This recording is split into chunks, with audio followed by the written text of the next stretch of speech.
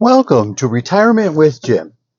So today, would you consider living in a tiny house, one of those little tiny houses in retirement?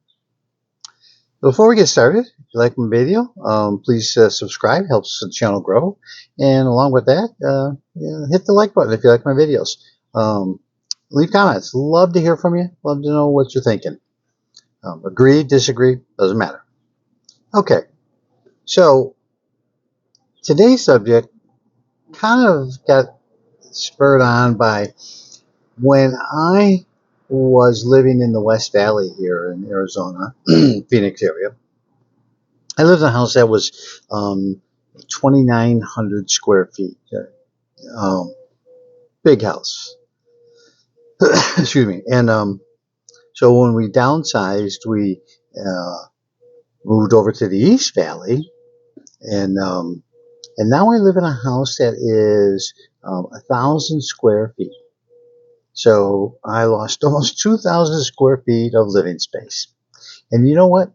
I don't miss it. I don't miss it at all. So it begs the question, would you ever consider living in a tiny house? Now, I don't live in a tiny house, but compared to my old house, it is tiny.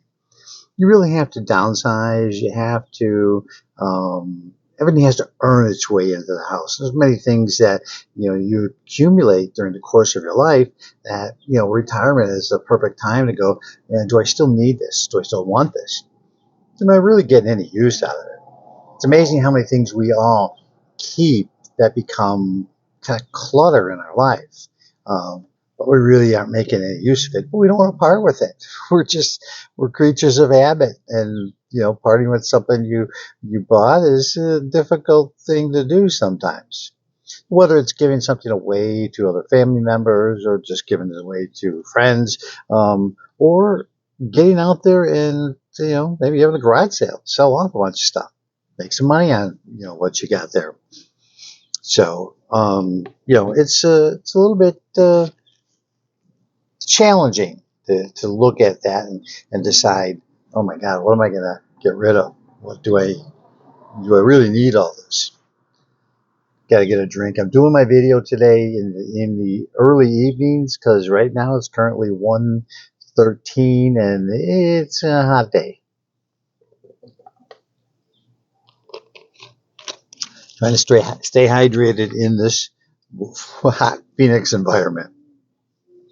So looking at the average tiny house, the average square foot, on a tiny house is anywhere from the average is 225 square feet, but they range from 100 square feet to 400 square feet. The average full-size home is 2,260 square feet for the average. So you can kind of see the difference there. Now those tiny houses, they come with everything. You get the bedroom, the kitchen, kind of all the amenities you want. Now, price-wise, they range from $30,000 to $250,000. It can be quite expensive, with every single amenity in the world in them. Now, if you want to build one, a kit, you can do that for $30,000 to $60,000. So if you're the kind of person that, is handy and you want to do that yourself, you can certainly save a ton of money. Now, one of the biggest things is privacy. Where can you place this? Can you place it somewhere in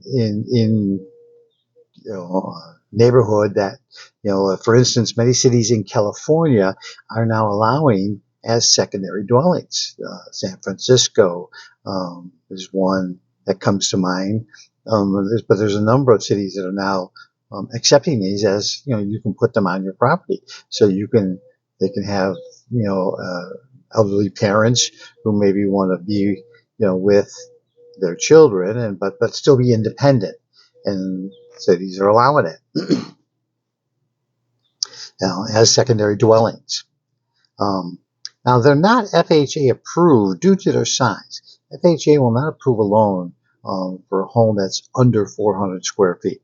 So it has to be more than 400 square feet, which is the The tiny house range is really from 100 to 400. That kind of leaves them out as being eligible for FHA. The average person that does buy them spends about $45,000. Not a bad price, when you think about it. And if you are a minimalist, you can certainly find, that to be an enjoyable way to live. Now, if you are, especially if you're single, now you're married, that might be challenging. You got 200. If the average is 225 square feet, that's a pretty small space. You better be well suited with your spouse or partner so that you don't get on each other's nerves.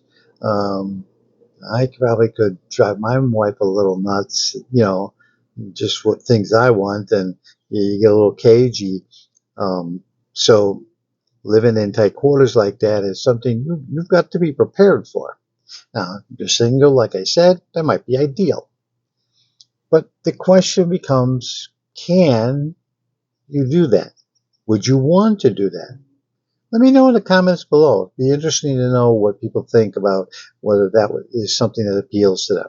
The biggest obstacle, of course, is to where to place it. But if you can overcome that and you've got places, that's a very affordable way to live. So let me know in the comments below what you think. So with that, I'm going to tell you have a great evening, and I will see you in the next one.